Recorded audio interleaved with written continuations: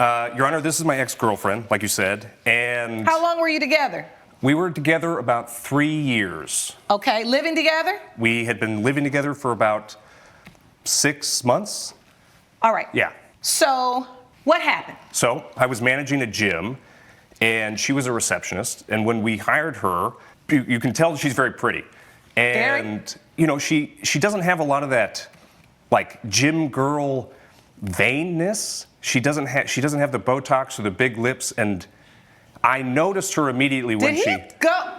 Gym girl vainness, the Botox and the big lips. Is that a commentary on a lot of the plastic surgery that you see? That's right, Your Honor. All right, so you're saying she didn't look like the typical woman that frequented your gym. Exactly. She came in and she was very different from what I'm typically dealing with, both in clientele and people I work with. And I was very much struck by her. All right, so you saw her and you were like, this is a beautiful woman. She's nice.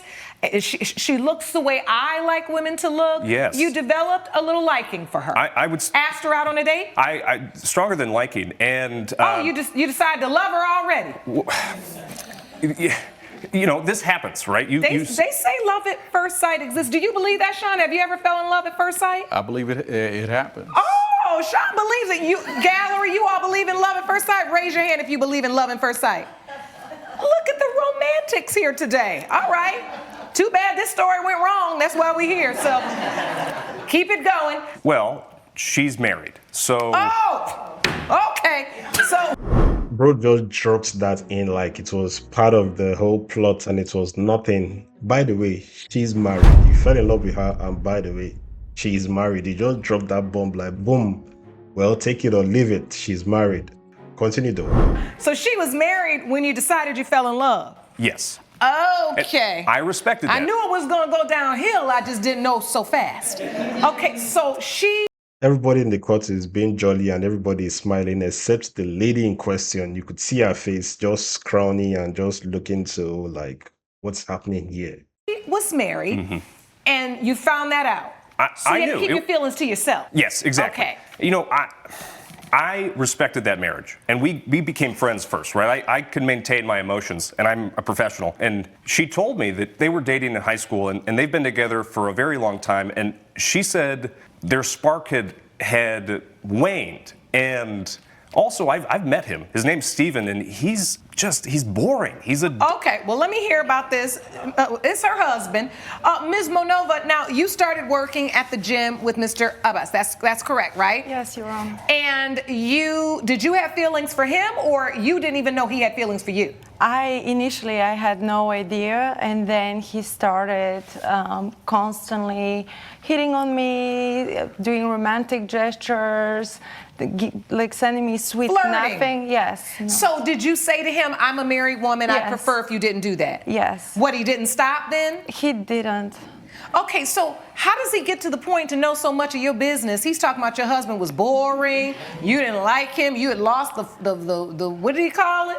Whatever. The spark. The spark, Yes. right. How did he get to know all of your business? Because 6 months into him pursuing me, I finally, and I'm devastated by this, I made a mistake and I took an interest to him. And then we had a 2-year love affair.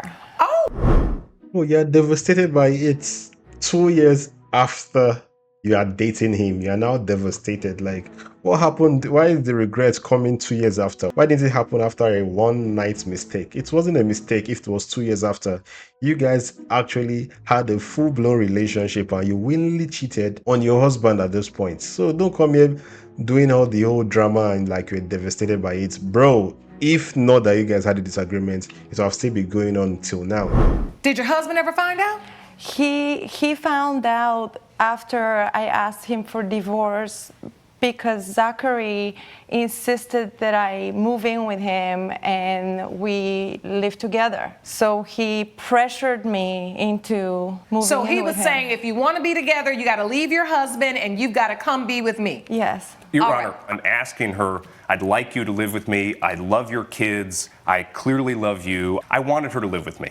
All right. And so you all Admit that you're having an affair. It's going on for 2 years. Your husband doesn't know. How do we get to this trip? How did we end up here on this small claim? Those are very large claims. Well, Your Honor, a couple of things happened. She was, we had been living together. Her kids and her were living with me, and she was you asking. Took the kids too? Mm-hmm. Okay. Yeah. She was asking me to get married. She wanted to take our relationship to the next level, which wasn't ready for. And I went on a boys' trip, and unfortunately, I had sex with a stripper. Bro, man, I wouldn't even blame him for her breaking up with her husband. If she didn't entertain him enough, they wouldn't have gotten to this point to which she moved in with him. So, but dude, you know that you are dating someone that is not even fully legally separated from her husband. You went to go and cheat. The guy is a clear red flag from the beginning up until now. Like, for the fact that he's a bodybuilder, he has a gym. This is kind of like a template for all those F-boys that you see. Like, they always have muscles, chests, and these guys can't stay in one place. They find it very difficult to keep one woman and just be loyal to one woman. So you see him, and you see how he said it. He mistakenly and unfortunately slept with a stripper. You can imagine the tone and the statement to which he said. That just shows that dude has always been doing this, and it doesn't really see it as a big deal. He's just trying to make it sound right, but it doesn't still sound right. So you go on a boys' trip because you feel like you done talked her out of her marriage, but then won't marry her. Ain't that something? Yes. Actually, ain't that nothing? That's what it is, nothing. Well, Your Honor, they were living with me, right? I think I was building a family. I wouldn't call it nothing. So you felt like you were doing what was necessary to show her that you were serious about your future. Absolutely. But you weren't ready to get married. Yeah. Was your divorce final, Ms. Monova? Yes. So you got a full-on divorce. Yes. Had child custody arrangements, Yes. judgment already made. That's why you had the kids Yes. living with him. Oh, well, the kids live 50-50. Right. Yes, but yes. And that's my point. He was playing house with me, and then the first opportunity he could think of, he left. Mm-hmm. Playing house. Note to self, note to all the women out there, okay? Don't play house, honey. Make them build you one. Moving on. I was on this trip, and I slept with this, I don't even remember her name. It could have been Felony, it Like, could have been that's Bumblebee, relevant. I don't He's know. admitting it in open court, so he just slept. But- you all were partying on the boys' trip. You slept with the stripper. We were having Did a you good come time. home You- and tell Ms. Monova that? Immediately. I knew because of our mutual friend group, it was she was gonna find out eventually. I wanted it to come from me. So I told her. So if it wasn't gonna come out, I was never gonna find out. So he just came home and said, honey, the boys' trip was fun, but I got something to tell you. Yeah, because I embarrassed you in front of our whole friend group. Oh, it was your friend group, so he had to tell, because some of them were going to go home and pillow talk it to their wives. Yes, Your Honor. You were going to find out anyway. Yes, Your Honor. So when he tells you, what was your response? Well, I wanted to kill him because I have 3 kids and I felt really trapped. I just made a home here with these kids. You done left your husband. Yeah, and the kids are confused. You done left the home with no spark, right? To come live with the boyfriend who goes out on the boys' trip and sparks it up with somebody else. Right, and I'm the idiot because I fell for muscles. Honey. Like she said it, she confessed, it's the muscles that's were the enticing thing about him. Nothing more but those muscles, those huge muscles that he used to take women in. Dude is being confident enough to tell his wife, but I said, tell his wife, no, she's not his wife. She's his girlfriend at this point. So dude was confident enough to confess to his girlfriend, even though he knew that on a normal day, he was going to never tell her about it. If not that the people around him were part of their family, this guy would have just kept short and just moved on with his life. I'm sure that this thing is not the first time he's doing it. The only reason why he was caught doing this one was because they were in a mutual friend group, and if he didn't say it, someone else would have said it. Ms. Monova, you ain't the first and you won't be the last, okay? I think all women, all right, we can attest to falling for some muscles a time or 2 or 10. So you're devastated, and I'm not making light of your pain. I just want you to know you're not alone. Thank you. And so at that point, what are you doing, and how in the world does it get to him saying that you owe him for a trip? I at that point, actually, the kids really wanted a camping trip. Okay. And I asked him, would he feel comfortable if I went with Steven on a camping trip? Oh, with your ex-husband? Yes. With the kids? Yes. Okay. But nothing happened because it was... So, okay, you went on the camping trip with your ex-husband. Yes. You said yes, mister? Yeah. I'm trying to make amends, right? Like, man, you've been there, right? I'm not trying to be... Well, you in the doghouse. Bro, you're the only one that has been there. Dude has not been there before, bro. Don't put another guy into your own escapades and your sex escapades, dude. You could see him hiding his head like, bro, take your own shit and deal with your own problems. Leave me out of it. Now. And so you really don't have a lot of standing to say anything. So when she says this, do you really want her to go? Yes. Or you Yes. want her to go with her ex-husband and the kids? You're Absolutely. for that. Like, look, he's truly like white paper. He's so boring. And I know that those kids need to have a relationship with their dad, and I know she needs to have a relationship with her ex-husband. So you're okay with them co-parenting Yes. in a way that benefits the kids, and you're okay that they went on a vacation? Yes. All right, so you all go on the vacation, nothing happens. Nothing happens. Can somebody take me to the trip that is at issue in this case right now? I can, because I wanted to make amends, and I also knew that she had never done a thing like this. I said, hey, why don't you and your girlfriends go to have a vacation? I will pay for it. I'll take care of your flight. I'll pay for your lodging, your meals. Whatever you do, I got you. All right. So she's on the trip, and, well, long story short, I find out she doesn't take her girlfriends. She takes Steven. Oh, so wait. Bro sponsored a full-blown honeymoon with his girlfriend and her ex-husband. This can't get any madder than this, bro. It can't get any madder than this. He sponsored a full-blown honeymoon with his girlfriend and her ex-husband. How bad does it sound? Bro, your muscles couldn't save you this time, man. Wait a minute. Let's go back a little bit. Do you pick the place, or do you ask her where does she want to go? Where did she want to go? Where did you say you wanted to go, Ms. Monova? Puerto Rico. Puerto Rico. I'm going to Puerto Rico. So you buy just her single ticket? Yes, which I have here. I'd like to see that. Let's see. I'll take your whole folder. There you go. Thank you. All right, so here's the hotel stay. You also see all of the expenses that I paid for. You buy her plane ticket to Puerto Rico and the return flight. And then in this evidence folder, you got a lot of pictures of her having fun in Puerto Rico. So? I don't see Steven in these pictures. Well, I kept asking her, send me some photos. Let's FaceTime. I miss you. I want to talk to you. What's going on? And she sends me photos of just her. And that seems odd. And Because so, you say it was a girls' trip. Because it's a girls' trip. Where are the girls? Where are they? And here we go, right? And so it's like, okay, who's taking the photo of you? And then I see a charge on my credit card statement for room service. So I'm curious about that, and it's for $250. So I call the hotel, and they tell me it's for champagne and chocolates. Then I called the room, and nobody picked up. I called the next day because I was still suspicious, and Steven picked up. I know that voice very well. Well, you would. He's co-parenting with your girlfriend. Yes. So you knew it was him. Did you say anything, or did you just hang up? He hung up immediately once he heard my voice, because I just said, hello, basically. So now they're in Puerto Rico on the ticket that you bought for her. He's there. What happens? How does this get to the point that you decided to sue her for the cost of the ticket? Well, and the travel. She came home, and I didn't want to have anything to do with her, and I asked her, obviously you're still doing something with Steven. That's not what I paid for you to have a girls' trip, to have fun, not to have an affair with your ex-husband. I don't want to do this. And by the way, I didn't even mention this, the kids were at the grandparents' house.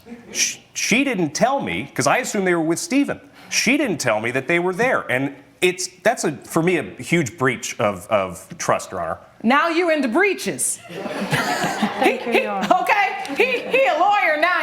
This is a breach. Okay, you was breaching when you was down there with the stripper too, but that's I understand. So, Ms. Monova, what is your response to your boyfriend's claim that you owe him for these travel expenses in the amount of $5,430 because he bought this for you to go on a girls' trip and you ended up taking your ex-husband?